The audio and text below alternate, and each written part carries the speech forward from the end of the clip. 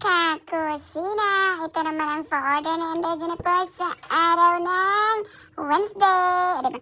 Paalala po pala, diba? Lagi na naman tayo magpapaalala, no? Diba? Kasi nga cake naman to. Nakita ko lang, naalala ko lang ba cake naman to.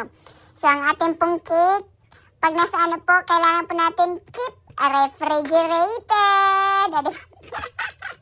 Kung ita-travel nyo man yun, pwede naman ata yun. Well, kailang limited kasi yung, alam ko lang pag sa mga bahay-bahay, limited yung space ng mga fridge, na mga freezer.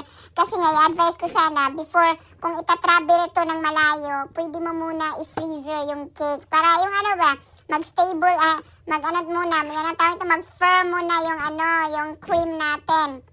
Alam na naman, soft cream ito. Pwede po yun pag mag-travel tayo. Kasi nga soft cream naman kasi kaya lagi ngang kahit naman anong cake, mas Swiss merang, American, mga Italian, mga ano pa ba yung mga cream. Kailangan talaga sinasabi, diba, keep refrigerated. Tapos kung ita-travel nyo rin, dapat flat surface. Hindi yung alog-alog surface na area. Gaya ng, kung minsan diba nilalagay ng aking mga customer, doon sa mga passenger seat, dapat po talaga sa trunk ng sasakyan nyo or sa boot ng sasakyan. Bakit ba trunk ba nasasabi ko? Sa boot ng sasakyan, yung sa likuran ba, kasi flat surface yun, diba? Dapat talaga kailangan ganun yung ating mga cake. Kahit anong cake po, hindi ko lang cake. Kahit kaninong cake kayo, dapat pag nag-pick up po yun, flat surface yun natin nilalagay ang ating mga cake.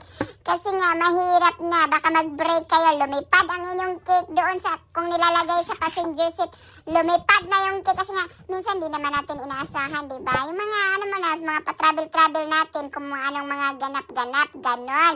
Tapos yung pala, yung order ko rin din pala dito ng tinapay, papuntang Bristol din pala. Tapos yung yung sa Ubiye Mamon, si Ubiye Mamon, tapos gumawa lang ako yung si Mamon na extra. So ito, ginaganyan ko na kasi pag sa box, hindi talaga yan kasama sa ano. Kailan, ako na nagsupot-supot kasi nga pag sa box lang na nakalagay, titigas nga yung tinapay. Kaya lagi ko nga ina-advise sa customer, diba, na dapat sa clear box natin ang tinapay. So, iyan lang. Salamat sa pagtanaw. Bye!